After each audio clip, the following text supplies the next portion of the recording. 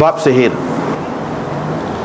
Dengan sanadnya Imam Muslim meriwayatkan daripada Aisyah, katanya seorang Yahudi Bani Zuraiq telah menyihir Rasulullah sallallahu alaihi wasallam. Yahudi itu dipanggil atau dikenali dengan Labid bin Al-A'sam. Qalat, kata Aisyah, sehingga Rasulullah sallallahu alaihi wasallam berasa melakukan sesuatu padahal tidak dilakukannya. Hatta idza kana, sehingga pada suatu hari atau pada suatu malam Rasulullah sallallahu alaihi wasallam berdoa dan berdoa. Kemudian beliau berkata, wahai Aisyah, tahukah engkau bahawa Allah telah memberitahu kepadaku tentang perkara yang aku tanya aku tanya dia, iaitu dua orang lelaki datang kepadaku, salah seorang daripadanya duduk dekat kepalaku, yang seorang lagi dekat dua kakiku. Yang berada dekat kepalaku berkata kepada yang berada dekat dua kakiku, atau syak perawi, yang berada dekat dua kakiku berkata kepada yang berada dekat kepalaku, ma waja'ur rajul, apa sakit dia ni? Qala, kata yang seorang lagi, matbub, kena sihir. Qala man tabbahu, yang seorang lagi tanya, siapa yang buat dia, yang menyihirnya? Qala, kata salah seorang daripada dua tu, Labid bin Al-A'sam. Qala, kata salah seorang daripadanya, fi ayyi syai', pada benda apa dia sihir tu? Qala, kata yang seorang lagi, fi mushtin wa musyatatin, pada sikat, sisir dan musyatah, rambut ataupun janggut yang luruh apabila disikat tu. Dia guna benda tu, dia guna rambut dan janggut yang luruh setelah disikat, apabila disikat dia guna tu. Qala, kata dia, wajuf fi tal'atin dzakar, dan seludang ataupun upih mayang kurma jantan. Qala fa aina huwa, yang seorang tu tanya, di mana? Qala, yang seorang lagi, antara dua tu lah. Tu kata, tu jawab, begitulah. Qala, dia kata, di dalam telaga Dhi Arwan. Qalat, kata Aisyah, ini cerita Aisyah pula, Rasulullah sallallahu alaihi wasallam pun pergi bersama beberapa orang sahabatnya. Kemudian beliau berkata, hai Aisyah, demi Allah, airnya betul-betul macam air perahan daun inai, dan pokok kurmanya itu betul-betul macam kepala syaitan.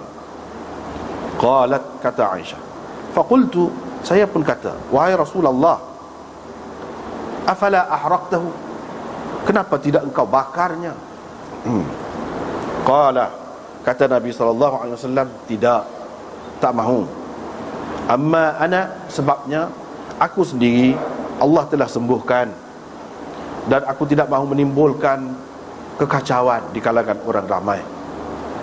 Kerana itu aku telah memerintahkan supaya ditanam saja, benda benda tu yang disihir itu.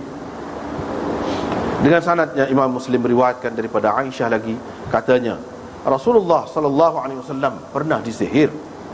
Abu Quraib mengemukakan hadis ini dengan kisahnya sama seperti makna hadis Ibnu Numair sebelum ini. Tetapi di dalam riwayat ini dia kata, Rasulullah sallallahu alaihi wasallam pun pergi ke telaga itu. Fa nazara ilaiha, dia pun jenguk dalam telaga tu. Di atas telaga tu, dekat telaga tu, ada satu pokok kurma. Wa qalat, dan Aisyah berkata, qultu, saya kata, wahai Rasulullah, keluarkanlah. Walam yaqul, perawinya tidak berkata, afala ahraqtahu, kenapa engkau tidak bakarnya? Dia tak kata begitu. Ada bezalah beberapa lafaz. Dan perawi ini juga tidak menyebutkan fa amartu biha fadufinat, saya perintahkan supaya ditanam. Itu tak ada dalam riwayat ni. Tetapi hak lain-lain itu maknanya sama. Babus sam, bab racun. Dengan sanadnya Imam Muslim meriwayatkan daripada Anas bahawa ada seorang perempuan Yahudi membawa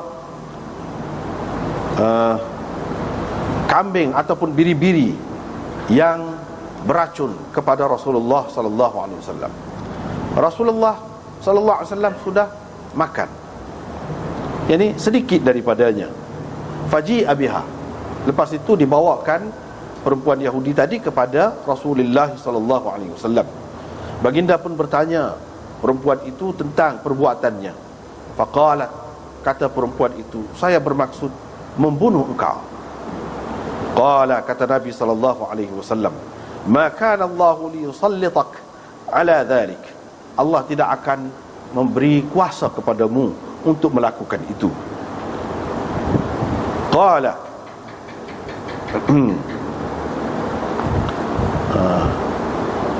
atau qala alayya, ataupun Nabi sallallahu alaihi wasallam kata perawi, bawa dia mari. Hak tadi tu, bawa dia mari. Ni syak perawi lah. Ada yang kata gini, ada yang kata seperti tadi, dibawakan kepada Rasulullah sallallahu alaihi wasallam gitu. Ada yang kata ni syak perawi ni, dia kata Nabi kata bawa dia mari kepadaku. Qala, kata perawi, qalu, jadi para sahabat berkata, ala naqtuluha, tak bolehkah kita bunuh dia?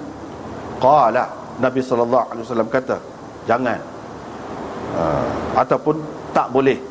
Kalau la tu la nahi bermakna jangan, kalau la tu la nafi bermakna tak boleh. Kedua-duanya boleh. Qala fama ziltu a'rifuha, perawi berkata, fama ziltu a'rifuha, aku dapat mengesan apa ni, kesan racun itu pada lahawat, yang bahagian lelangit dalam mulut Nabi SAW. Kata Anas, aku dapat mengesan, aku dapat kenal, dapat pastikan perubahan berlaku pada langit Nabi SAW. Ini warna dia jadi berubah, kesan daripada racun itu. Dengan sanadnya Imam Muslim meriwayatkan daripada Anas bin Malik lagi, beliau menceritakan bahawa ada seorang perempuan Yahudi telah membubuh racun dalam daging. Kemudian dia membawanya kepada Rasulullah sallallahu alaihi wasallam. Lalu perawi mengemukakan hadis yang maknanya sama dengan hadis Khalid yang tersebut sebelum ini, iaitu Khalid bin Al-Harith sebelum ini. Itulah dua bab.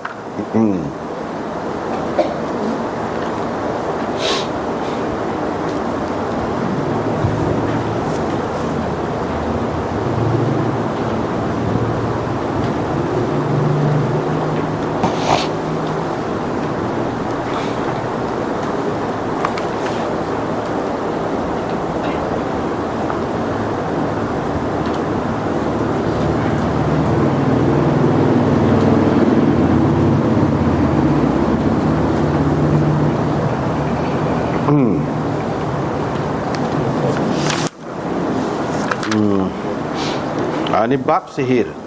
Ini pun berkait dengan penyakit juga, dan berkait dengan rawatan juga. Ada kena-mengena dengan perubatan juga. Sebab itu Imam Muslim mari hadis-hadis ni sini, sebab dia pun semacam penyakit juga. Ada penyakit disebabkan oleh sebab-sebab yang nyata, sebab-sebab yang zahir.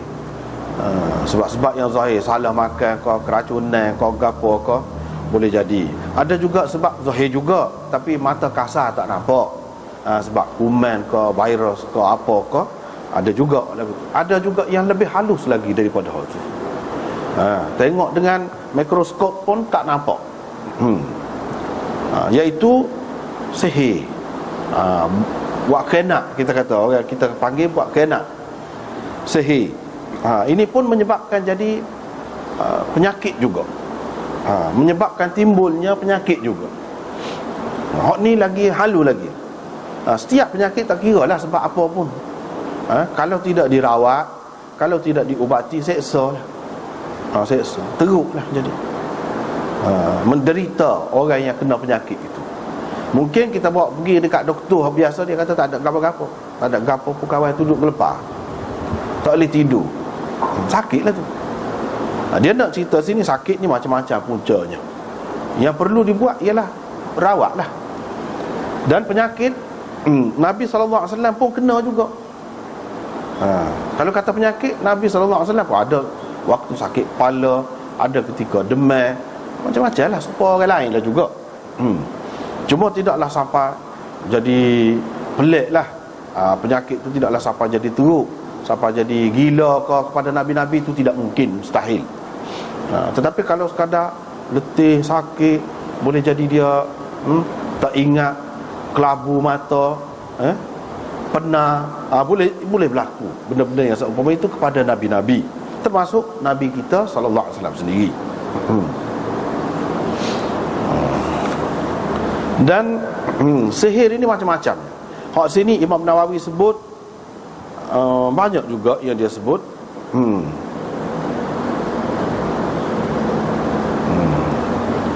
Kita boleh tengok juga hak dia sebut ni, walaupun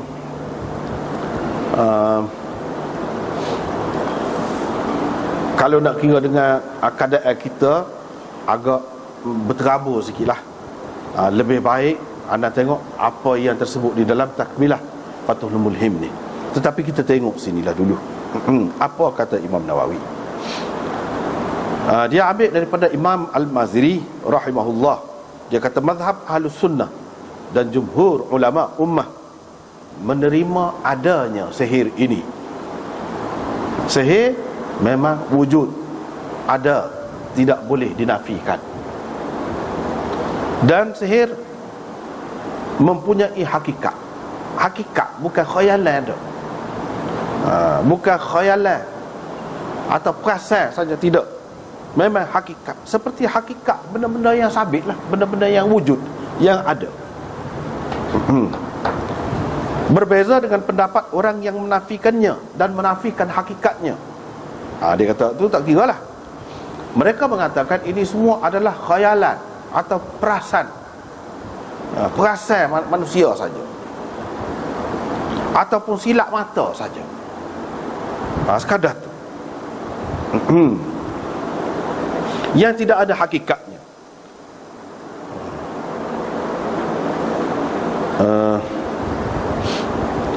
Allah Subhanahu Wa Taala ada sebut di dalam Al-Quran.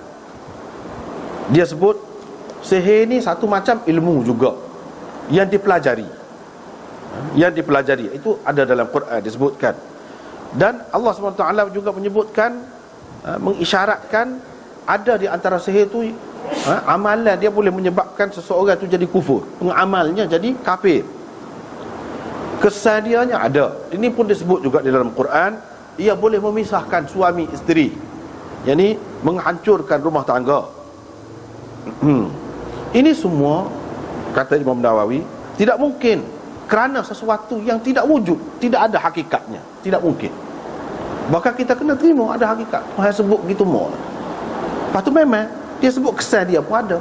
Siapa boleh bercerah tangga, orang kata pisah suami isteri.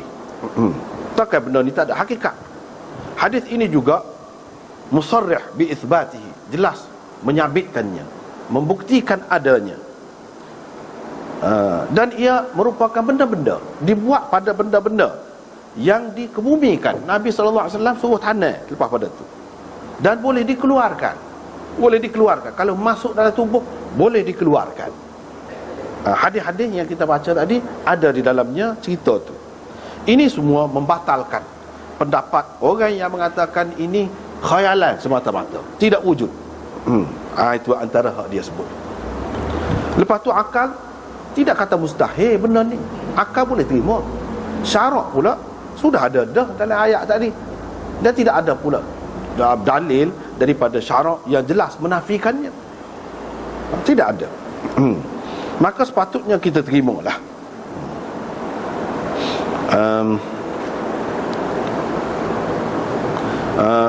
Mengikut hukum adat Allah Subhanahu Wa Taala buat, iaitu Allah Subhanahu Wa Taala boleh mengubah kebiasaan. Boleh, orang dulu panggil mencarik adat. Yang ni mengubah kebiasaan dengan seseorang itu ucapan yang tertentu, ucapan yang tertentu yang direka, ataupun dengan menggabungkan beberapa benda,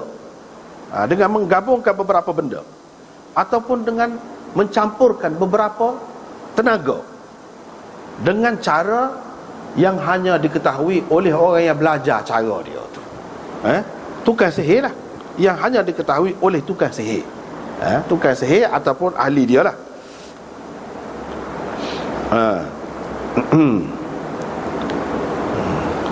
Kalau benda hak zahir ni, ada benda yang semua orang tahu, semua orang terima.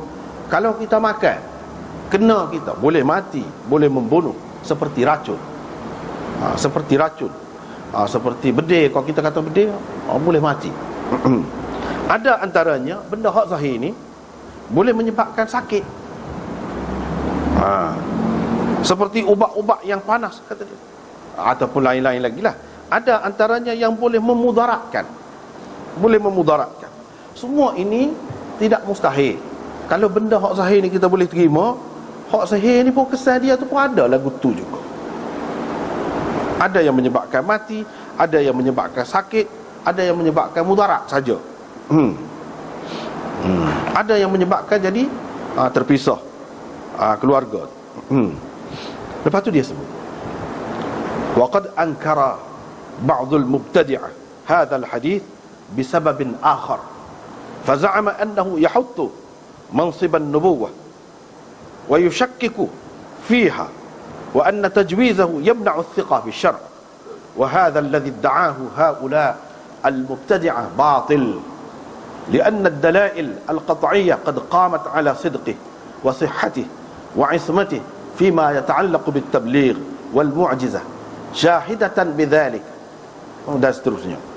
Dia kata ada setengah-setengah ahli bid'ah, mereka menafikan, menolak hadis ini dengan sebab yang lain.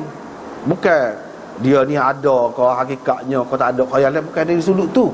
Dia ingkar, dia tolak hadis ini kerana sebab yang lain, iaitu dengan dakwaan bahawa hadis seperti ini boleh menjatuhkan kedudukan Nabi dan boleh menimbulkan keraguan tentang kenabian.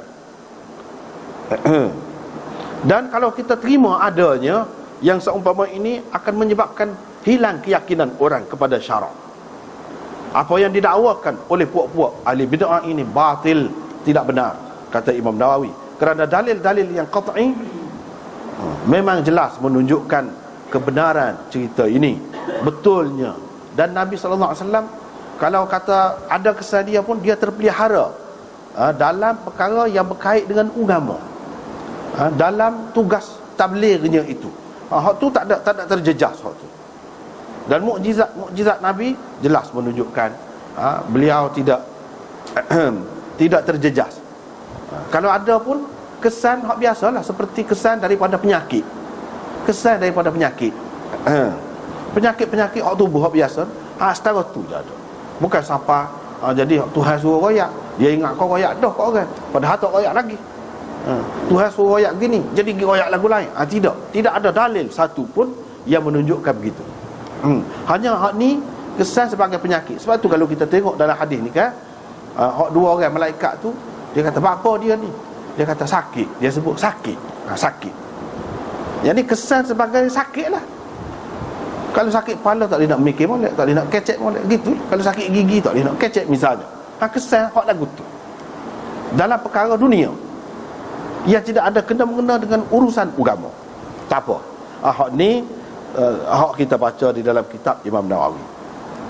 Kita nak tengok sini.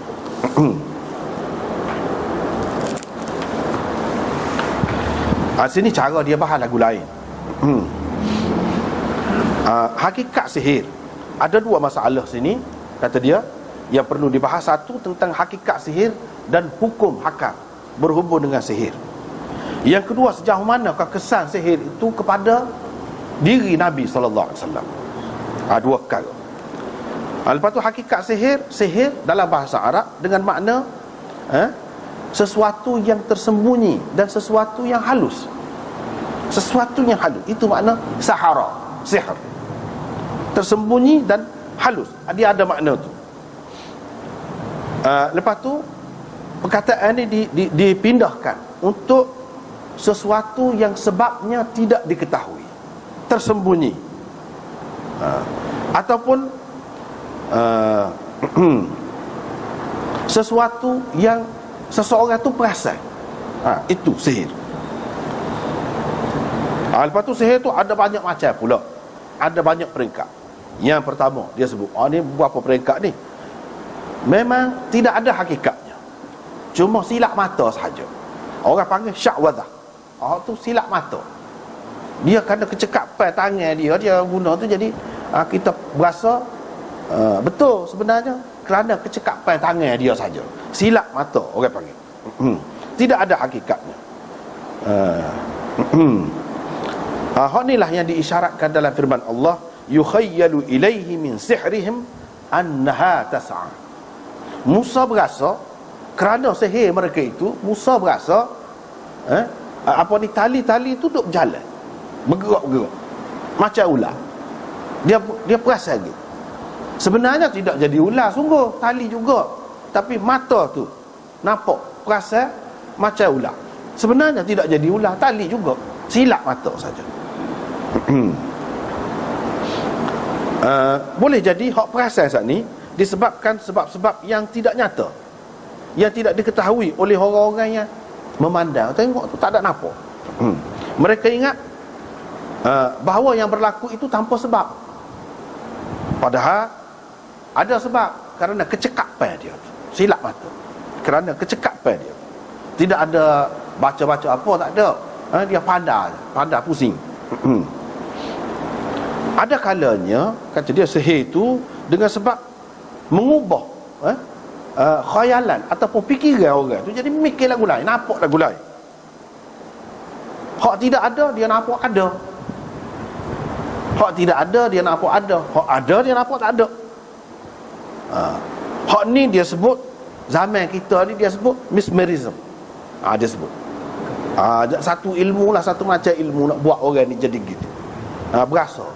Berasa sudah jumpa dengan tok nenek dulu hak mati dah. Berasa. Lepas tu jenis yang kedua, yang memang boleh mengubah sebenar-benarnya, ubah sungguh, bukan silap mata, dak, ubah sungguh. Sama ada ubah tu pada mizajnya. Misalnya orang sihat jadi sakit, atau sebaliknya, hak sakit jadi sihat. Ataupun berubah dengan bertukar benda tu bertukar. Jadi benda hak beku tanah jadi binatang, atau binatang jadi tanah dan sebagainya. Tukar betul. Hak yang kedua ini tidak diterima oleh sekumpulan ulama. Sekumpulan ulama seperti Imam Abu Bakar Al-Jassas dari kalangan ulama Hanafi, Abu Ja'far Al-Ustarabadi dari kalangan ulama Syafi'i, Ibnu Hazm dari kalangan ulama Zahiri. Mereka mengatakan tak ada hak ni, jenis yang kedua saat ni tak ada. Hak adanya sihir-sihir ni sekadar silap mata saja. Silap mata saja. Sama ada dengan kecekapan tangan ke, ataupun kerana ilmu ke, bacaan ke, amalan yang tertentu, paling tinggi dia sekat tu je, kata mereka.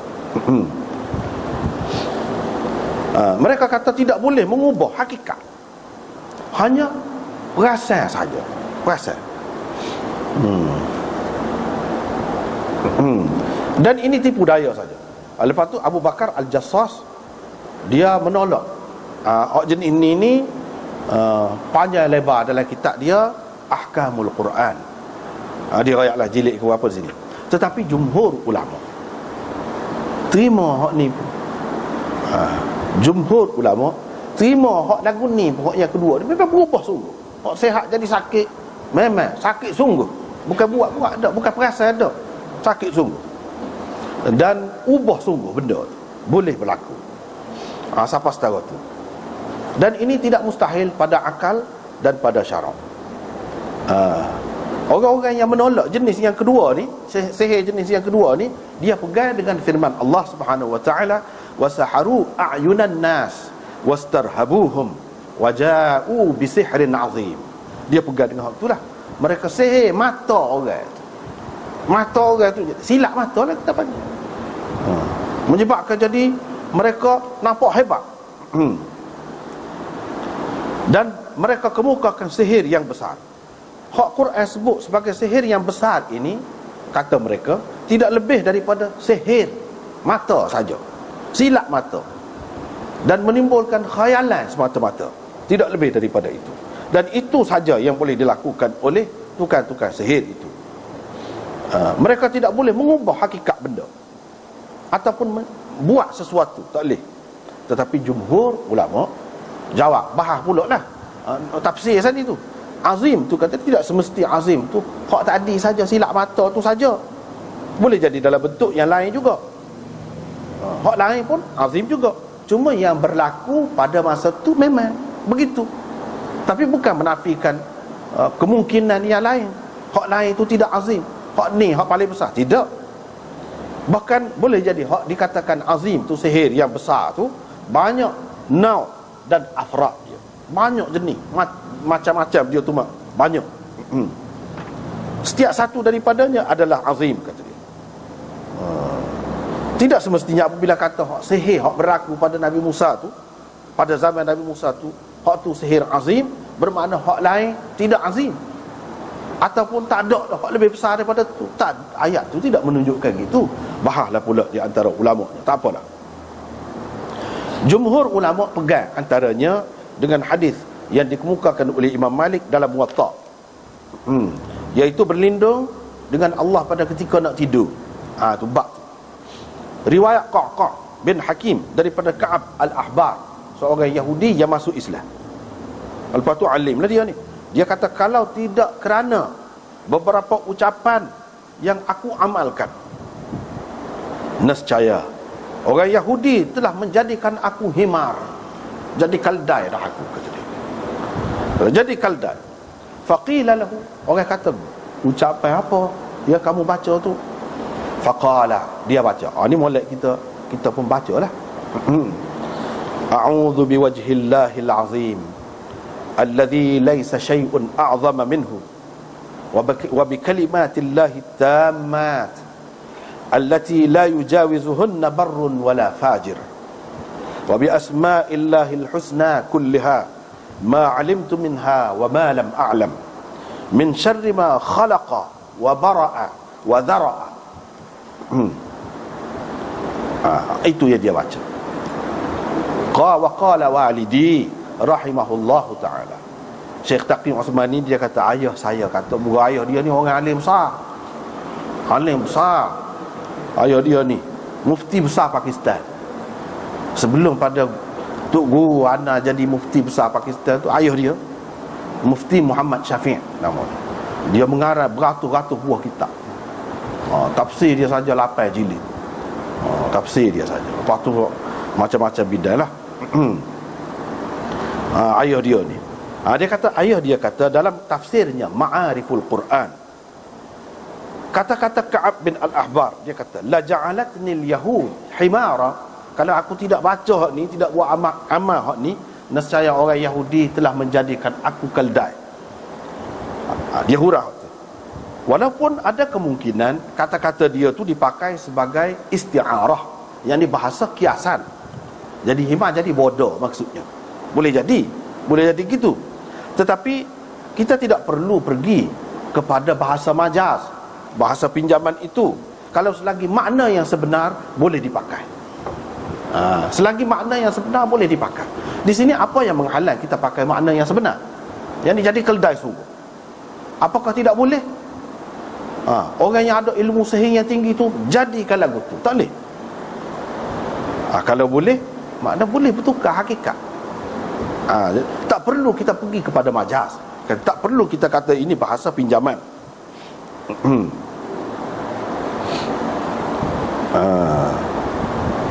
Lepas tu pendapat dia pula dia raya. Ada pun berubah benda tu dengan sihir. Hak betulnya ialah mazhab jumhur, iaitu benda ni tidak mustahil pada akal dan menurut syarak pun. Cuma kita kena beriktikad segala-gala yang berlaku ni dengan kehendak Allah, dengan izin Allah, kuasa Allah berlaku. Itu sebab saja tidak akan berlaku melainkan dengan izin Allah. Hak itulah hak Nabi SAW kata tu, kalaulah ada sesuatu yang mendahului takdir, nescaya ain. Ni hak ni gangguan halus ni, gangguan halus. Dan sebab itulah Nabi SAW ajar kita. Sebab apa? Benda ni sangat jadi, mudah nak jadi dengan campur tangan syaitan lah, campur tangan syaitan. Hak berlaku ni, benda ni berdasarkan pengalaman orang. Orang duduk mengalami berlaku. Ini tidak termasuk dalam masalah akidah, agama. Tidak perlu kita kaji dari segi akidah apa-apa. Tak perlu, memang berlaku. Dia duduk sakit, duduk gelepar, duduk berlaku. Hak ni nikah tak boleh tidur dengan bini, padahal sebelum pada tu molek-molek. Banyak berlaku kan dalam masyarakat kita. Tiba-tiba jadi poci, wuduh, tak boleh tengok. Adakah perasaan saja? Kau memang gitu? Kalau itulah orang golongan yang pertama kata perasaan je, kata dia. Kalau huduh sungguh, orang lain nampak huduh juga, kata dia. Nidak dia sorang je, kata dia. Masing-masing lah, masing-masing hujah tu. Lepas tu ada juga macam-macam lah yang berlaku ni kan. Dia tukarlah tetek ni, orang duduk depan ni pergi duduk di belakang. Pergi duduk di belakang, tak jeri nak menikah esok. Macam-macam lah berlaku dalam masyarakat. Ni semua pengalaman berlaku. Adapun hukum sihir, kata dia, memang tidak boleh, haram dengan ijma' ulama kita mengamalkannya. Kalau disertai dengan akidah yang tak betul, jadi kafir. Jadi kafir orang yang mengamalkan sihir itu.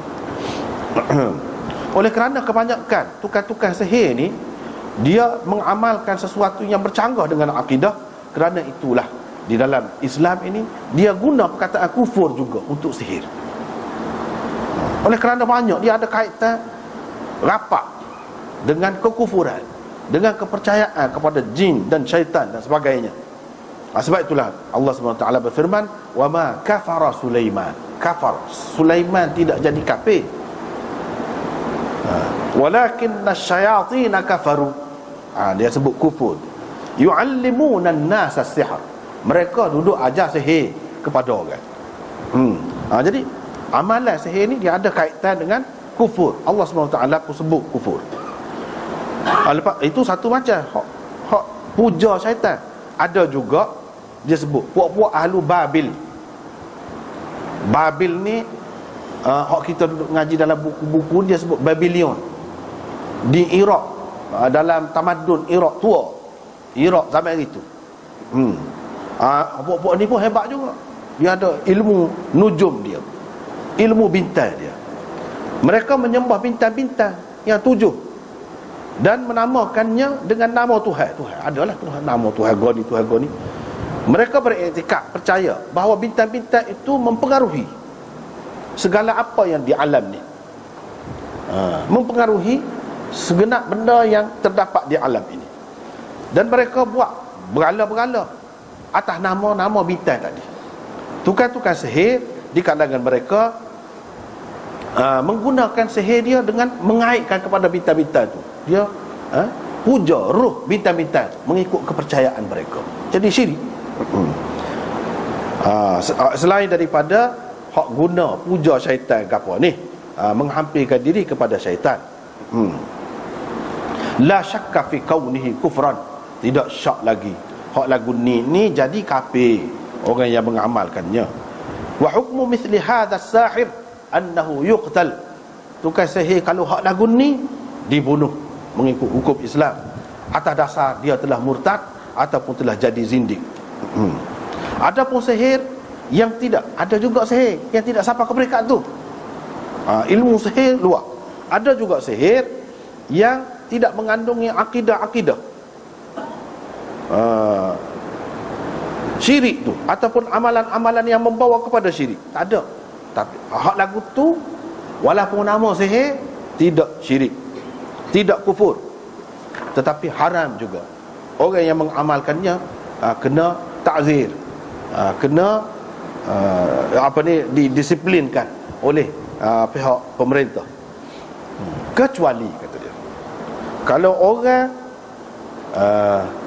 guna ilmu sihir untuk menghilangkan sihir pada orang lain, dia belajar dengan maksud tu, dan hak dia belajar tu tidak ada unsur syirik, tidak ada unsur syirik, tidak membawa kepada syirik, tapi sihir juga dengan maksud kalau orang kena buat khianat, dia nak bubak, nak bui siap, nak bui sembuh. Ni dia sebut faqad jawwazahu ulama, para ulama mengharuskannya, seperti mana yang disebutkan dengan jelas oleh Hafiz Ibn Hajar dalam Fathul Bari. Ini ulama kita pun bersikap terbuka juga, banyak perkara. Bahkan dalam syarah Imam Nawawi yang akan datang kita akan jumpa, Imam Nawawi sebut mengikut Imam Syafi'i, bubak dengan orang kafir, sihir, bomo kafir itu pun boleh. Seperti yang anda sudah sebut dah sebelum pada ni, ada khilaf juga, tapi ada, termasuk Imam Syafi'i sendiri yang mengatakan boleh. Cuma kita kena ingatlah, supaya dengan bubak dengan orang kafir lah, dia bukan ada kuasa menyembuhkan ke apa semua tu, tidak ada. Cuma dia dia menuntut tentang benda-benda yang tidak nyata. Dia berhubung dengan orang-orang yang kita tidak dapat berhubung. Tu sebab kita kata kita orang jahat, orang gangster, kita baik dengan dia. Dengan sebab dia baik dengan kita, dia pun tahan orang dia, jangan ganggu kita. Setara tu je. Hak ni dia berkait dengan jin, dia tahan jin, tak usah ganggu dia. Ataupun tolong biar jin dia tu pergi buai kau gapo-gapo kau penyakit. Ataupun tahan kau gapo-gapo serangan daripada musuh tu, dia suruh kawan tu pun buat ikut dia, sebenarnya dengan kehendak Allah juga. Tapi ulama orang kata dia tak bui tak sih tu, dia takut keliru lah. Namakan jadi sakti pula, hebat pula orang kafir. Jadi lebih pada orang Islam pula. Takut jadi cenderung kepada kekufuran, takut hak tu. Seperti mana dari segi zahir ni pun, bila kita tengok orang kafir kan hebat-hebat, kita pun berasa dia lebih. Hak mana tak kuat iman tu, dia kata dia benar lah, dia berada di atas landasan yang betul lah, sehingga terpedaya, terpengaruh lah dengan budaya dia, dengan cara hidup dia. Itu semua kesan tu.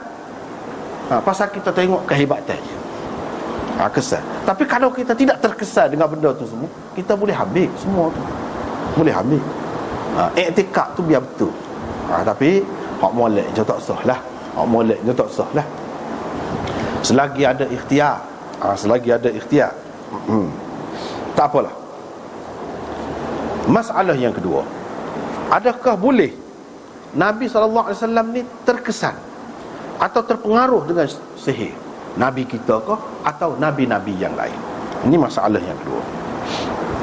Hadis yang kita duduk pelajari ini menunjukkan boleh berlaku dan ada kesan kepada Nabi SAW.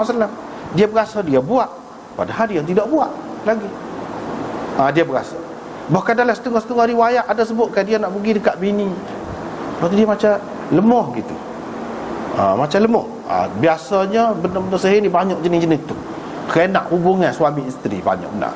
Dalam Quran pun sebut sampai boleh pisah suami isteri kan. Tu mujarab benar.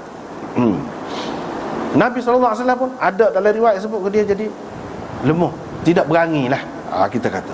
Apabila dia mendekati isteri dia gitu. Benda-benda lagu tu. Tak apalah. Hadis ini menunjukkan boleh berlaku, tetapi sesetengah ulama menafikannya, tak saya terima. Bahawa sihir boleh memberi kesan kepada Nabi-Nabi alaihi wassalatu wassalam. Imam Abu Bakar Al-Jassas rahimahullah tadi ni ulama besar ni, ulama sunni yang muktabar. Dia kata pada menolak orang yang mengharuskan Nabi ini terkena sihir, sampai dia mengingkari kesahihan hadis ini.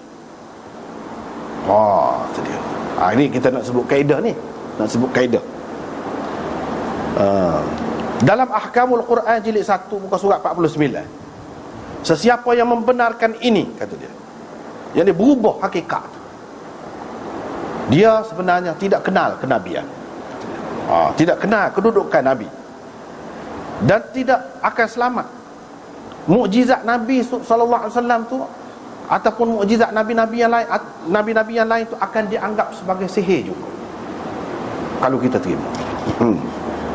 Lebih kurang sebab berubah hakikat. Dan mereka juga boleh orang nak kata tukar sihir. Sebab dari segi benda tu bertukar. Supaya Nabi Isa buat daripada tanah jadi burung. Kalau tukar sihir tu boleh sampai setara tu juga, apa beza? Orang boleh ragu kepada kedudukan nabi-nabi. Wa qala Allah Ta'ala, sedangkan Allah Subhanahu Wa Ta'ala berfirman, wala yuflihus sahiru haitsu ata. Mana pun tukar sihir ni tidak akan berjaya. Kita tengok nabi-nabi itu semuanya berjaya. Wa qad ajazu man min fi'li as-sahir ma huwa a'zam min hadha wa afdal. Dia kata mereka mengharuskan tukar sihir ni boleh buat, mempunyai kemampuan lebih lagi daripada tu lagi, lebih dahsyat lagi. Iaitu mereka mengatakan Nabi SAW telah disihir. Kata Abu Bakar Al-Jassas. Dan sihir telah memberi kesan kepadanya sehingga qala fihi, sehingga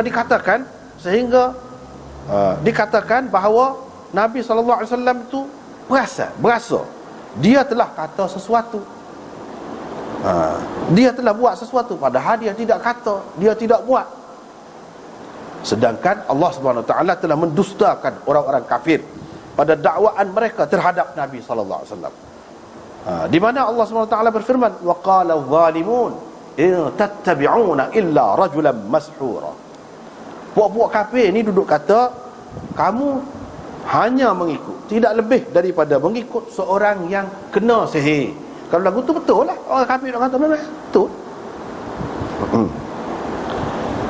Hadis-hadis yang seumpama ini, kata dia, adalah daripada rekaan mulhidin. Puak-puak etis, kata dia, tak percaya kepada Tuhan, untuk bermain, untuk mempermain-mainkan orang-orang awam ni, kata dia. Berat dahsyat dia tu. Mungkin, kata dia, kalau kita nak kata sekadar mungkin hak berlaku sebenarnya setakat ini sahaja, iaitu perempuan Yahudi itu dengan kejahilannya, dia telah buat sesuatu kepada Nabi SAW, dengan menyangka ia akan memberi kesan kepada Nabi SAW. Memang dia tuju kepada Nabi, tetapi Nabi SAW telah mendapat tahu tentang rahsia yang rahsia jahat dia tu.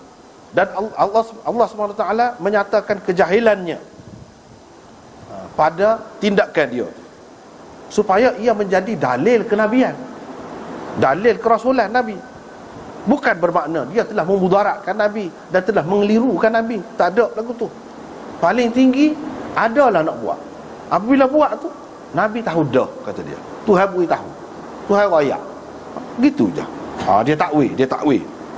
Padahal dalam hadis tadi kata kan, pergi dalam telaga gapo, buat gapo semua tu.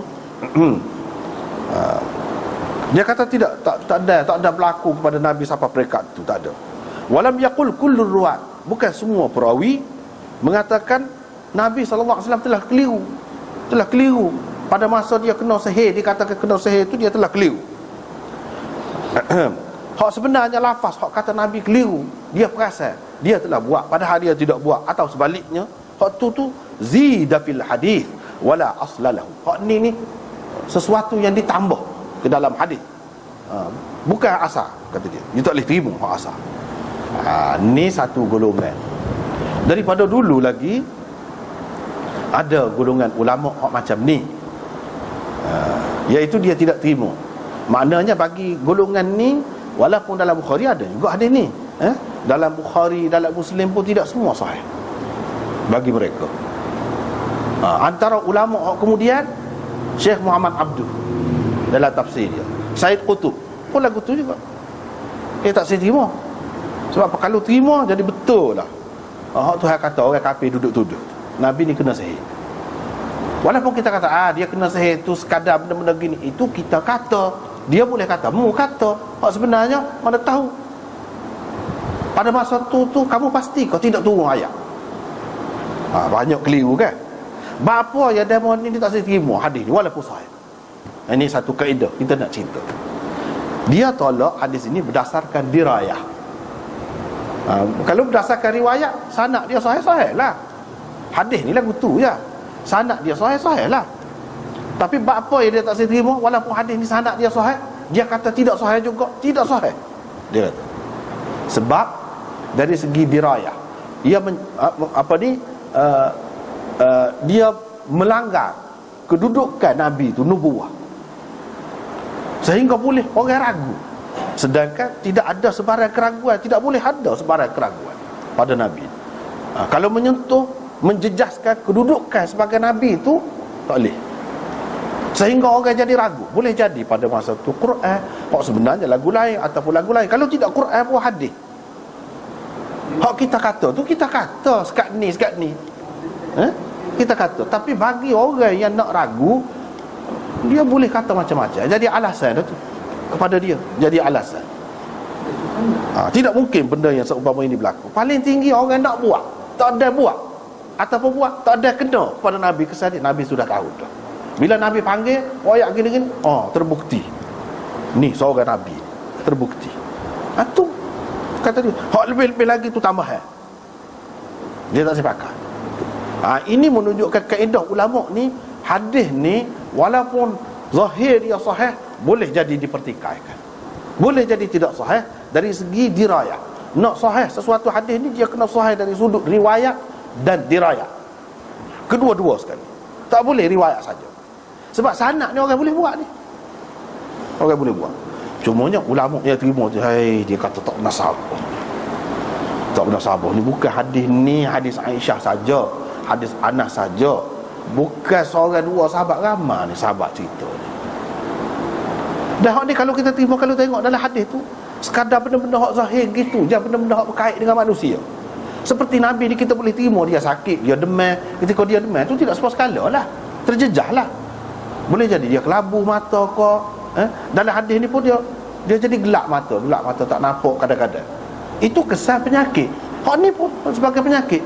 Kalau kita tak boleh terima hak ni, sesoalnya penyakit itu kita tak boleh terima juga ada berlaku kepada Nabi. Cuma sebab dia lain, berbeza daripada penyakit biasa. Sebab dia, kesan dia tu sama. Kalau kita boleh terima penyakit lain boleh berlaku kepada Nabi, apa kita tak boleh terima hak ni? Sekadar tu je. Mana ada dalil yang mengatakan Nabi SAW ni terima ayat kau jadi berubah ayat? Dia kata silap dulu kau, aku terlupa kau, lagu mana? Tak ada dalil. Bila tak ada dalil, kita tak boleh terima lah hak tu. Sekat tak ni lah. Sebab dari segi akidahnya kita terima dah, wajib. Semua sepakat mengatakan Nabi SAW tidak akan keliru, tidak akan tersalah dalam menyampaikan risalah Allah. Dan hak berkait dengan agama tidak akan tersalah. Jadi kalau ada hak lagu ni, hak keliru lagu ni pun dia kata berkenaan dengan hak dunia saja, urusan dunia saja. Tidak boleh pergi kepada hak lain. Lepas tu dia mari. Lepas pada dia mari ni dia sebut qala Syekhuna Al-Uthmani At-Tanwi di dalam kitab dia Ahkamul Quran. Dia kata hak Jassas sebut, dia ni pun tok guru dia Maulana Taqi Uthmani, tok guru dia Uthmani juga, Zafar Ahmad Tanwi. Zafar Ahmad Tanwi ni dia mengarang kitab I'la'us Sunan, tebal, syarah hadis. Dia buat syarah hadis sendiri, I'la'us Sunan. Dan dia ni anak saudara kepada Maulana Ashraf Ali Tanwi, anak saudara. Tu orang-orang alim besar-besar. Dia dalam kitab dia Ahkamul Quran, ini 5 jilid. Ahkamul Quran dalam bahasa Arab. Dia sebut, disebutkan oleh Jassas. hadis-hadis seumpama ini daripada rekaan mulhidin, Jassas kata. Dan lafaz ini ditambah di dalam hadis, tidak ada asalnya. Saya tak jumpa alasan dia tu, dia kata gitu, dalil dia. Zafar Ahmad Thanwi kata, saya tak jumpa alasan dia. Sebab hadis ini bukan seorang sahabat yang meriwayatkannya. Dan bukan satu jalan, bukan satu sanad dia, banyak sanad-sanad yang sahih. Dan perawi-perawinya semuanya thiqat, yang mendorong Jassas dan orang-orang yang sependapat dengannya menolak hadis ini ialah dia takut hilang keyakinan orang terhadap agama tu. Alasan dia tu ya benar sabar juga, cara dia. Tetapi kita yang terima hadis ni tak boleh nak tolak mudah-mudah hadis, kerana nak jaga seperkara, siapa-siapa gadai hak ni tak boleh juga. Sebabnya kalau kita terima hak ni pun tidak sampai terjejah, tidak sampai terjejah hak tu. Sebabnya mereka kata boleh jadi Nabi perasan dia nampak Jibril, padahal tak ada dek pun. Dia diberi wahyu tentang sesuatu, padahal tidak diberi apa-apa pun. Sebab tu ya dia pun tak saya terima tu, kata dia. Lepas tu dia pun jawab kemuskilan dia. Seperti kita jawab tadilah, iaitu dari segi penyakit. Sebab penyakit kita boleh terima berlaku kepada Nabi, hak ni pun sekadar penyakit, tidak ada bukti yang menunjukkan, ia menjejaskan ada kaitan dengan agama. Wahyu kau agama kau tak ada kena-mengena. Kalau ada bukti tak apa, tak ada bukti. Ini sekadar kesannya sebagai penyakit saja. Gitulah kesimpulan dia nya. Lepas tu Hafiz Ibn Hajar pula dalam Fathul Bari, dia terima juga. Dia terima juga hak ni. Lepas tu ada soal lagi, Maulana Maududi dalam tafsir dia bahas panjang juga tu. Kalau siapa-siapa ada boleh tengok dalam surah Muawwidzatain, dalam mukaddimah dia tu dia bahas panjang. Dia pun tolak juga orang yang tak terima hadis ni. Dia pun tolak. Dia kata kita kena terima hadis ni, tak boleh tolak. Tapi nak ceritanya ulama ni masing-masing ada pendapat dia. Imam Nawawi kata hak tolak tadi ahli bid'ah. Jadi apakah Jassas ini ahli bid'ah? Tak ada siapa pun kata begitu. Tak ada siapa. Dengan adanya kebetulan pendapat dia tu serupa lah dengan ahli bid'ah, dua pendapat dia tidak jadi ahli bid'ah tu, tidak jadi gitu. Kecuali kalau banyak. Kalau ada dua kebetulan dan dia ada alasan dia sendiri. Begitu juga orang lain yang tak terima hadis yang lain. Misalnya hadis dalam Bukhari, dalam Muslim, kata Nabi Ibrahim ni berdusta 3 kali dalam hidup. Ramai ulama tak terima tu. Dia kata tidak sahih. Sebab kalau sahih bermakna kita menolak, kita menafikan sifat Nabi yang utama, sidq, amanah, tabligh, fatanah. Sidq mana benar, dah pelawak. Tak secara lah kita kata pelawak tu dengan maksud molek kau, tak secara. Sebut pelawak tu tak boleh. Padahal hadisnya sahih, mereka tak terima. Itu kaedah. Berdasar atas dasar apa? Dirayah. Itu penting dirayah ni. Kaedah dirayah tu. Dirayah ni apabila siapa perekat hadis tu sahih sanad dia, tapi tidak semesti kita terima lagi. Sebab apa? Bercanggah dengan kedudukan Nabi. Jadi Nabi tu bohong pula. Walaupun kita kata bohong tu ada maksud dia, dari segi agamanya bohong di tempat ni boleh, tak secara lah sebut perkataan bohong tu. Sidq lawannya kadzib. Kadzib tu mustahil, tak boleh. Macam mana benda yang mustahil ni ada pula. Dia tak sedih. Kita tak boleh kata apa kena ni.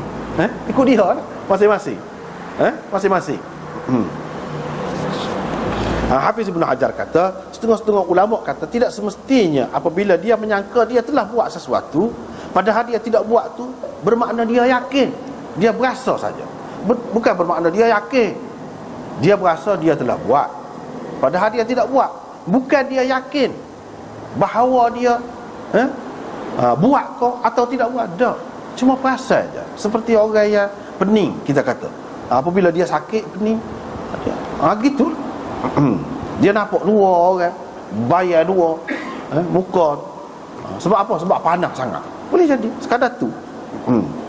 Tetapi kalau kita mengambil kira hak riwayat-riwayat yang menyebutkan setengah-setengah riwayat tapi tidak sahih.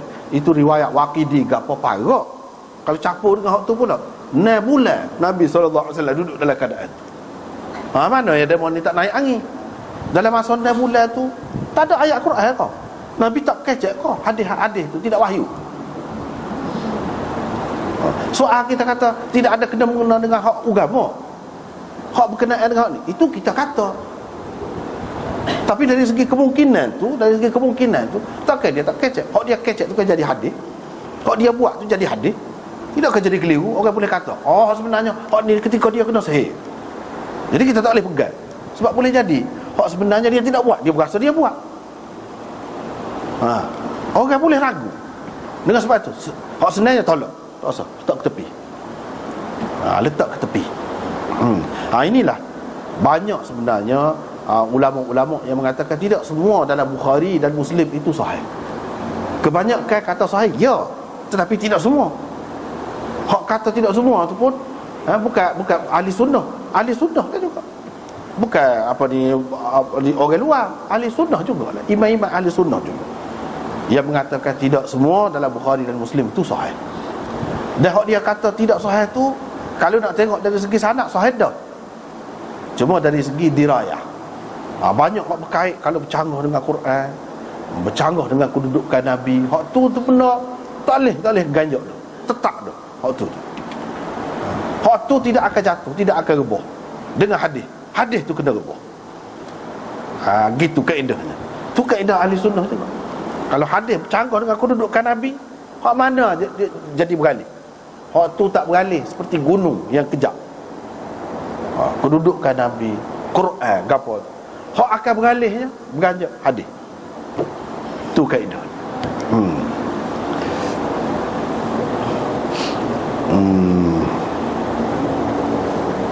Lepas tu Muhallab kata Nabi terpelihara daripada syaitan. Tidak bermakna Nabi SAW tidak diganggu langsung oleh syaitan. Serupa juga ni. Tidak kata bila Nabi SAW kena sihir ni menjejahkan semua perkara. Tak, setengah-setengah perkara saja. Ni bagi orang yang terima hadis ni lah. Serupa dengan syaitan lah. Hak kata Nabi ni terpelihara daripada syaitan. Apakah bermakna gangguan syaitan tidak kena? Syaitan tidak ganggu sikit pun, tak boleh pergi dekat dia. Tak. Ada juga misalnya dia sebut dalam Sahih Bukhari, dalam Muslim ke apa ada, dia sebut syaitan nak merosakkan sembahyang Nabi pernah berlaku. Allah SWT beri kuasa kepada Nabi, dia igak syaitan dan berkah di tiang masjid dia. Tapi makna syaitan ada juga pergi nak ganggu dia. Allah SWT memelihara dia, tetapi ada juga syaitan tu pergi. Hak ni pun lagu tu juga. Allah SWT memelihara Nabi dalam urusan agama, tetapi ada juga kena. Cuma tidaklah sampai melarang hak agama tu. Dia nak pergi situ sekitar tu, hak tak saya terima tu, tak boleh, dia kata. Hak ni ke mana-mana pun menimbulkan keraguan.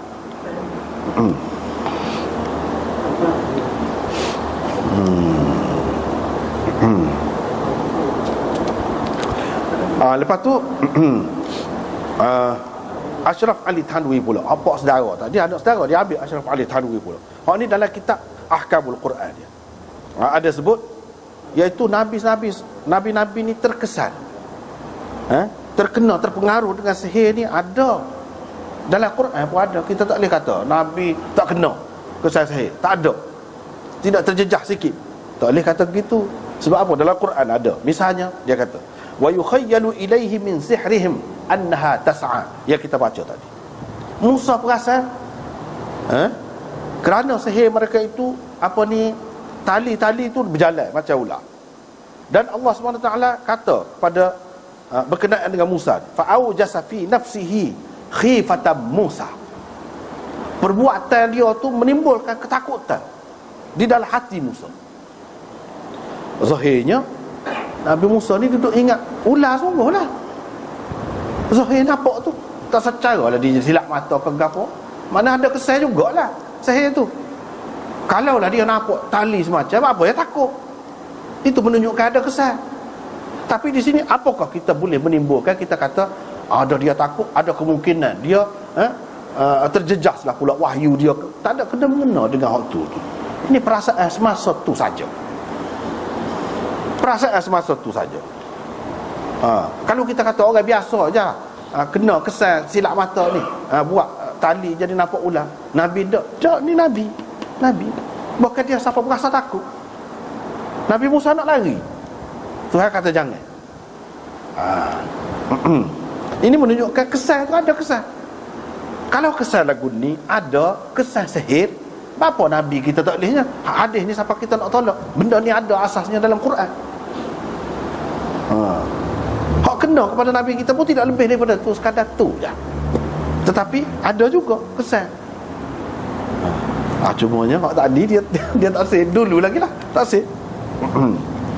Kamu kata dah lagu mana-mana pun kita tak say. Tak say dah dia. Tak apalah.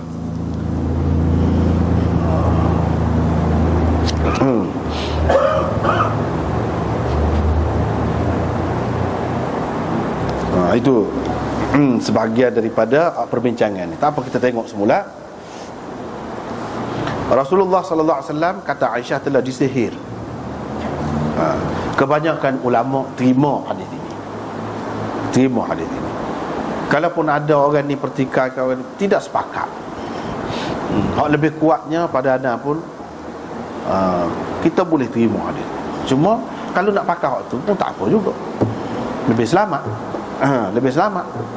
Tak ada peling sini lah. Tetapi pengajaran di sebalik hak ni pun ada juga.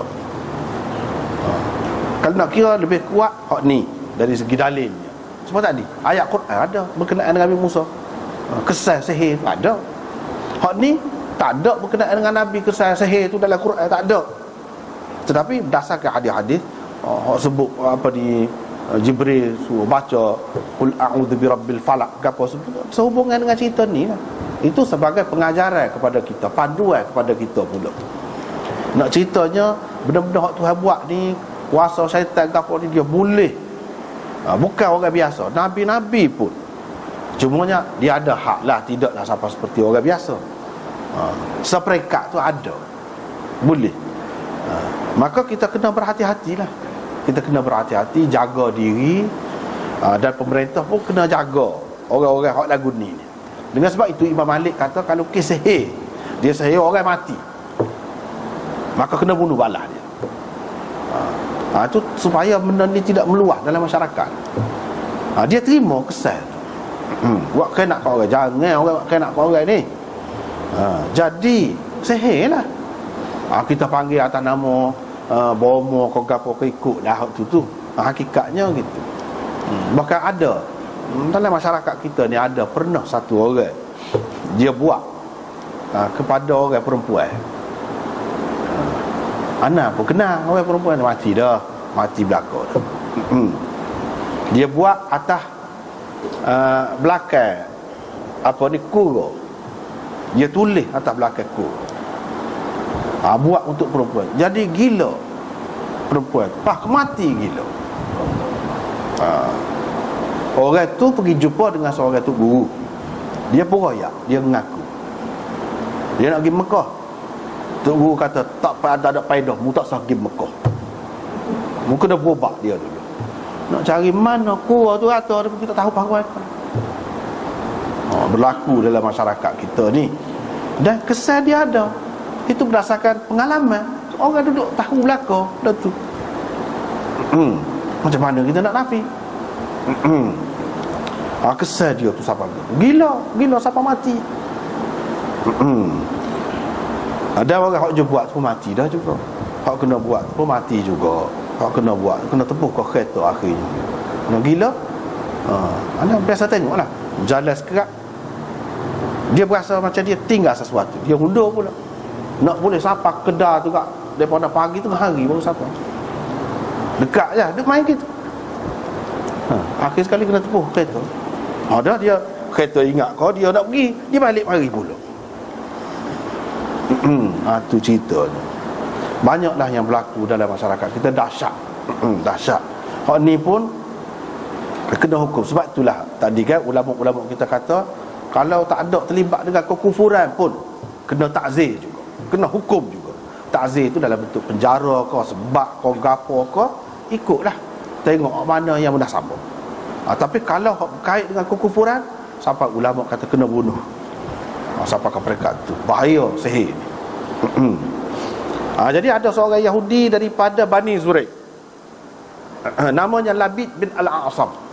Sebenarnya di sini disebut Yahudi.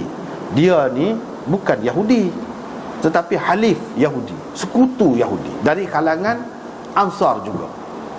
Tapi tidak Islam lah, tidak Islam.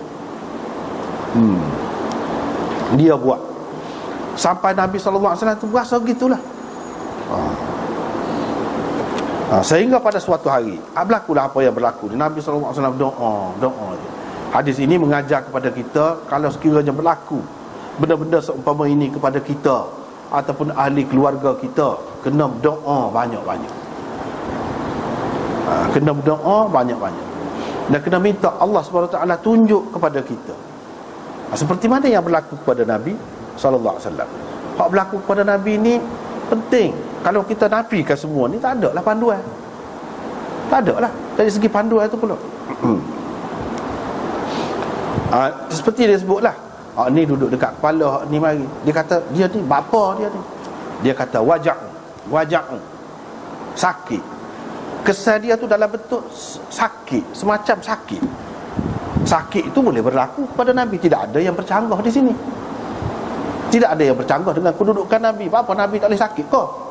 Boleh. Ni dia sakit, dia kata. Apa? Matbub daripada tubbah. Bahasa tib, asal makna dia perubatan, rawatan. Matbub kena ubat. Kena ubat. Tib, rawatan. Kena rawat, kena ubat.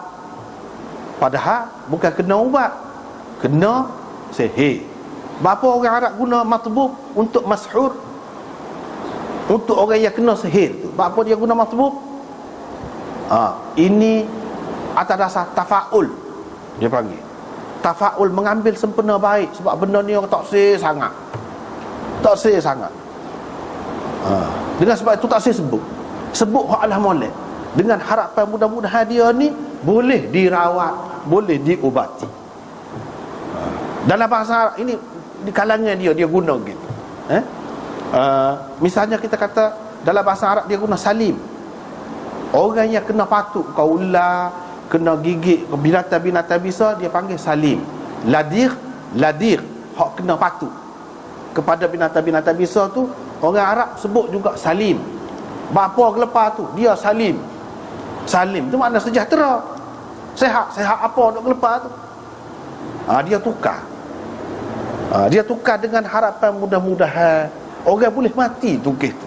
Mudah-mudahan dia selamat, dia sejahtera. Jadi penggunaan bahasa untuk tafaul, untuk sempena baik. Dia benda-benda lagu ni dalam bahasa-bahasa ni diguna mana-mana pun. Misalnya dalam bahasa kita kata ubat sakit kepala ke, gapo ke, ubat makan tu hilang. So lagi ubat juga orang guna. Ubat nyamuk, itu bukan ubat racun nyamuk. Ubat lipah kita kata ubat. Bukan ubat tu racun, tapi dia sebut ubat juga. Dia sebut ubat misalnya dalam bahasa Melayu. Dia ada penggunaan yang lagu tu. Tetapi penggunaan bahasa kita tu tidak nyata seperti bahasa Arab tadi. Tidak nyata gitu. Baru ni kita sudah sebut dah, iaitu ada sebaliknya ada sebut. Tak sewi kena pandangan jahat ataupun gangguan makhluk halus tu, dia sebut. Dia tidak sebut hak comel, dia sebut hak huduh. Budak huduh ni, kata dia, sambil dia cobek pipi. Hak tu ada guna. Tak apa hak tu. Sebenarnya dia nak comel, tapi dia tak saya kata comel. Alah ke huduh. Tetapi kalau hak huduh, hak tak molek, dia kata molek, ada ke bahasa kita? Tak nampak tu. Tapi dalam penggunaan Arab ada. Misalnya orang kena patuk tadi, dia panggil salim. Orang kena sihir, dia panggil matbub. Dengan harapan orang itu tidak mati, tidak melarat sakit dia, sejahtera, sihat, boleh dirawat. Hak ni hak kena sihir ni pun pasal berat, orang boleh mati ni, mudah-mudahan dia dapat dirawat. Dia ada. Hak tak molek, guna perkataan molek. Dalam bahasa kita ke dia lagu tu. Anak tua. Dengan maksud jahat dah. Ya. Betul. Budak tua ni anak tua. Masa anak tua. Sebenarnya maksudnya tak molek. Kita sebut budak tu tak molek. Kita sebut molek. Budak tu tak molek dengan harapan biar dia jadi bertuah. Itu betul, tepat. Ada. Pada dalam bahasa kita pun ada. Maknanya benda ni diguna dalam bahasa mana-mana pun. Di sini matbuk bukan makna dirawat, diubat dah, kena sihir. Tapi apa guna ni? Dengan harapan dia boleh diubat, dirawat. Seperti tadi lah, anak tua. Anak tua. Anak ayah. Waktu pun dia lagu lain maksud. Anak tua tu tepat. Waktu yang seumpama itulah. Kalau ada lain-lain lagi, yang seumpama itu. Dalam bahasa Arab pun ada juga. Siapa dia yang buat dia ni? Buat dia lah. Kalau tabbahu, asal maknanya merawat dia. Buat dia, kita kata buat dia, bukan merawat. Kau jadi sakit ni, kata dia Labid bin Asam. Pada benda gapo? Dia sebut benda gapo dia buat. Orang tukar sihir nak kat orang ni, dia ambil benda-benda lagu tu. Labid bin Asam ni salah seorang yang duduk berkhidmat juga kepada Nabi. Duduk berkhidmat juga mengikut riwayat walaupun tidak sahih. Tapi kalau kita tak sepakat pun tak apa. Boleh jadi dia ambil. Dia ni tukar sihir besar. Orang Yahudi mengikut riwayat yang tidak sahih. Orang Yahudi telah sihir Nabi banyak kali dah, tak jadi. Lepas tu dia pakat dengan hak ni lah. Kami akan upah kamu. Dia buat pada benda. Benda ni tidak semesti hak ni, dalam bentuk lain. Sebab tu ya orang tak sihir. Dalam masyarakat kadang-kadang kita tak faham apa yang tak sihir gambar penuh. Dia boleh buat pada gambar tu. Orang hak nak kena lah. Melalui gambar, melalui tapak kaki, boleh berlaku. Melalui baju dia ke, kalau dapat baju tak apa dah. Di sini sisir dan rambut hak gugur. Dia cari hak tu, dia boleh buat benda-benda tu. Dia nak sihir dia ada juga bahan-bahan yang digunakan. Tidak semesti lagu ni, lagu lain pun tak apa. Lagu lain pun boleh jadi juga. Sesuai dengan ilmu dia tu lah. Sesuai dengan ilmu dia. Jadi letak tu kalau nak kira, sinilah kita nampak.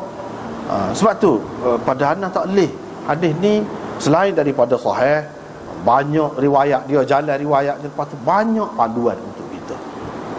Sekarang kita tengok bomo pun heran juga pula. Dia gigi ni benda orang letak sini. Tengok ada asas dia tu. Cuma bomo tu macam-macam lah. Sumber dia tu sama ada jin ke, jin lah biasanya. Yang pergi royak duduk sini, orang buat, orang tanah sini. Memang hak pelawak pun ada juga, dia di tanah ada juga. Tak cara lah tu. Hak betul. Hak betul pun ada. Dia pergi memang ada. Nabi SAW dapat melalui Jibril royak. Kalau nak kira tu kata, payah tu. Nak tahu duduk dalam telaga, ada air. Lepas tu tindih pula dengan batu besar pula, duduk bawah tu.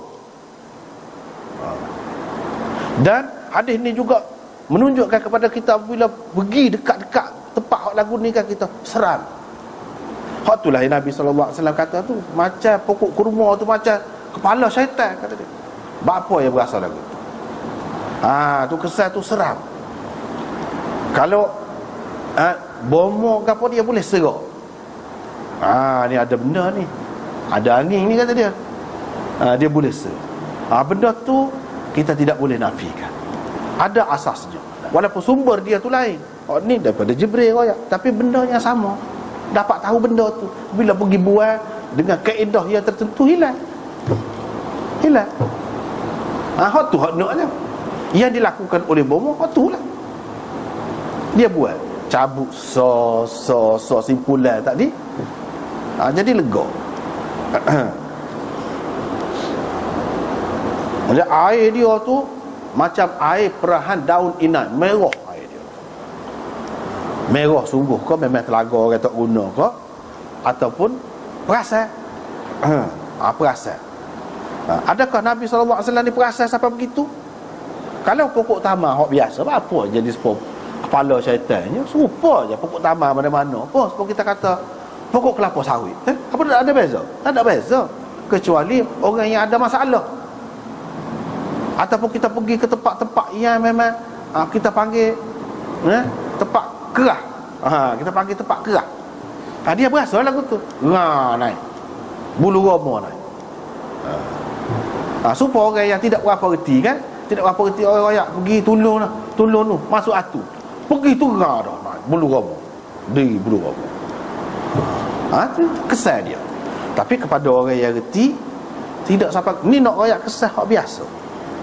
Kesal hak biasa. Aisyah pun kata, saya kata kepada Rasulullah, kenapa engkau tidak bakar? Ini satu bentuk nak menghilangkan sihir ni, dia bakar. Jadi Aisyah pun tahu Nabi SAW tak sihir. Lagu tu Nabi ni orang buat khianat ke dia pun tak, dia tidak balas. Semua orang maklum dia lagu tu. Dia tidak mudah balas kalau atas dasar peribadi, atas tubuh dia. Biar dia seksa pun dia tidak balas. Tapi kalau sabit agama tak boleh, hukum tak boleh. Tapi kalau peribadi dia tanggung lagi. Dan muka sia-sia dah kata dia. Allah beri sia dah. Aku tak saya menimbulkan keburukan ataupun kekacauan di kalangan orang tak sih. Dia tak sih. Lepas tu Nabi SAW perintah supaya ditanam. Ada juga hak tanam.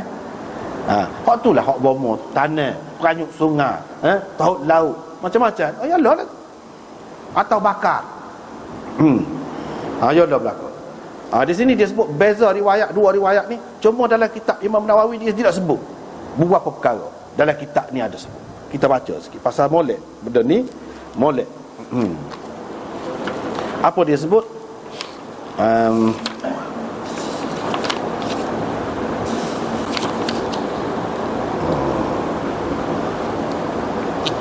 Ni. Afala ahraqtahu? Kenapa engkau tidak bakar? Aisyah kata. Ataupun tak saya bakar kau. Zahir dhamir ni ahraqtahu, hu tu gapo dia dhamir. Tak saya bakar kau benda tu. Kau tak saya bakar kau orang tu. Dua kemungkinan. Satu dhamir tu balik kepada hak dikeluarkan daripada telaga tu, dibuat tu. Sisir gapo tu. Bakar hak tu yang disimpulkan sihir padanya itu. Maksud Aisyah bakar di hadapan orang supaya orang tengok belakang, dan supaya jadi pengajaran kepada orang. Boleh jadi juga tak saya bakar kau dia hak je buat tu. Jadi hukum dia patut boleh bakar. Bila bakar orang takut nak buat benda-benda lagu ni. Nabi SAW tak saya juga. Tak say pasal apa? Setengah-setengah benda ni kan kalau kita kecek, kalau jadi baik kita buat senyap. Kalau tidak, ada lah orang-orang yang berani je ni tu. Dia kata jadi juga. Nak try, nak belajar kata tak ada pasal kalau saya buat, kalau luar. Baik kita buat senyap. Senyap sesat gitu.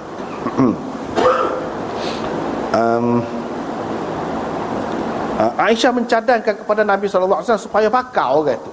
Sebab hu tu boleh dua. Satu benda tu yang dikeluarkan, yang disihir tu, bahan tu. Yang keduanya orang yang buat. Sebab Nabi SAW tak saya bakar, tak saya bertindak tu.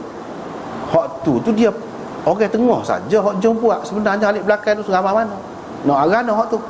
Tak kena bakar semua. Yahudi tu. Hak ni tolong buat je, jom je. Bomo kita kata. Orang tengah. Tak selesai juga. Jadi akan timbul banyak hak tak molek lagi. Sebab itulah ulama kata berdasarkan hadis ni kita kena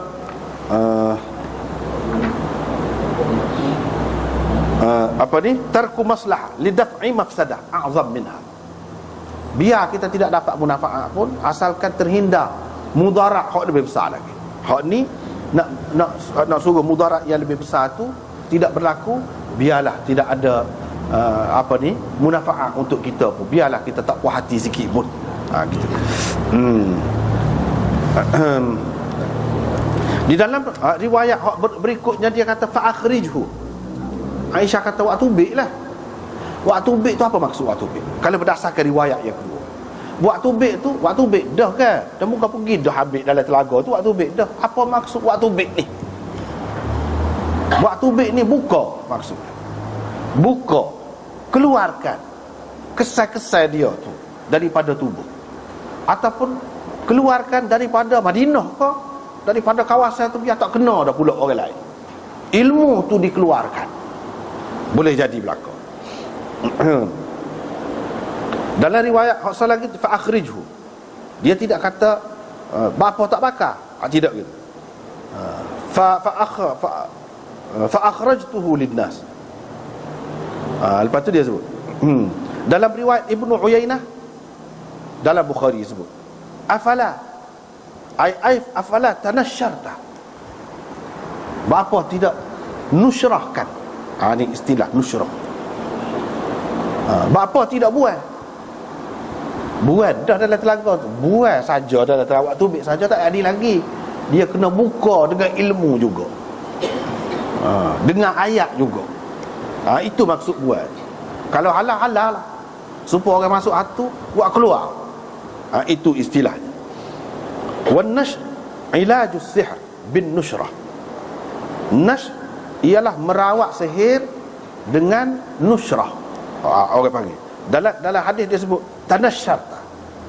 Nushrah ialah rawatan untuk menghilangkan kemudaratan sihir, kesan sihir. Itu nushrah. Berdasarkan hadis ini, ulama ramai terima kita boleh belajar ilmu-ilmu untuk menghilangkan kesan-kesan buruk daripada sihir, ataupun orang buat khenak ke apa, dan ilmu tu orang panggil nushrah, rawatan. Boleh. Itu pun ubat juga. Nak cerita ubat hak jenis ni, dia kena sesuai lah dengan dia. Hak Nabi kepada Nabi SAW sudah jadi dengan dia baca qul a'udzu birabbil falaq, terbuka dia baca, boleh juga. Tapi adakah mesti dengan hak tu saja? Tidak. Dengan cara yang lain pun, asalkan boleh terbuka, boleh selesai, boleh halal, memang dikehendaki begitu. Itu termasuk dalam nushrah. Dan nushrah itu ada asasnya. Itu pun satu bentuk rawatan juga. Dan kesan sihir itu penyakit juga, termasuk dalam bahagian penyakit. Cuma sebab dia bukan daripada sebab biasa-biasa, sebab zahir dia tidak. Hakikatnya ada. Dan rawatannya Nabi SAW telah ajar juga, iaitu jenis itulah. Kalau kita makan ubat, boleh tahan makan ubat lah. Secekok ubat tak ada apa, tu dia kena dalam bentuk bacaan-bacaan, ataupun mengamalkan amalan-amalan yang tertentu. Antaranya ulama-ulama kata baca ayat kursi lepas sembahyang, baca amanah Rasul. Itu antara perkara yang dapat melindungi. Ngek-ngek sikit. Dah hak ni orang yang mengalaminya sendiri pernah cerita kepada anak. Pernah cerita dia pergi, sakit lah kata dia. Dia boleh berasa serah-serah kekoh datang ni. Dia boleh berasa. Tapi ada setengah-setengah tempat dia pergi situ, dia berasa ngek-ngek. Kalau dia masuk dalam masjid, ngek-ngek. Cakap nak semaya sokmo kata dia. Kalau semaya tahan. Tak ada ketika kita ni tidur sakit. Hak jadi ngek-ngek, kita baca benda ni. Betul lah hak Nabi SAW rakyat lepas semaya baca goni. Hak tu memang melindung, meringankan, melegakan orang-orang yang mengalami benda ni. Hak tidak mengalami, dia tak serah. Hak tidak mengalami. Tetapi orang yang mengalami, serahlah. Sebab orang ada penyakit lah, angin. Orang hak tak ada angin minum Coca-Cola tak apa. Tapi ada angin, dah sedawa lah. Ada masalah timbul, nampak. Hak ni pun begitu. Dia ada kesan. Benda ni kita tak boleh nak royak lah. Orang yang mengalami sendiri yang royak. Dia kata baca hak ni tahan. Ketika masuk dalam masjid, tahan. Kita dalam air semayang, tahan. Rek-ngek belakang. Baca Quran, tahan, lega. Tapi tahukah kita nak duduk dalam keadaan gitu semua? Tak boleh nak buat kerja apa. Pernah ada orang pergi berjumpa dengan anak sendiri, dia royak, gitulah keadaan dia. Nampaknya bab yang kedua tu tak ada lagi. Untuk malam ni kita sambung semula lah. Setakat tu dulu, wallahu a'lam.